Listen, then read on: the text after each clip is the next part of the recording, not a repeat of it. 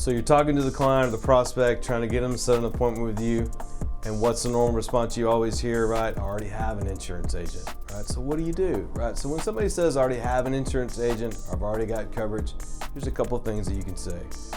Number one, hey, last time you checked, when did you update your plan?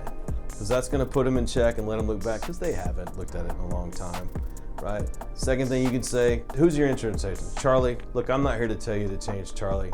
You've probably known him for a long time, but if there's one thing he could do different, what would that be? So remember that when you get those calls and they already say, I already have a policy or already working with an insurance agent, right? You're not trying to change their mind, you're just trying to find an end. So ask those questions and you'll get a favorable response.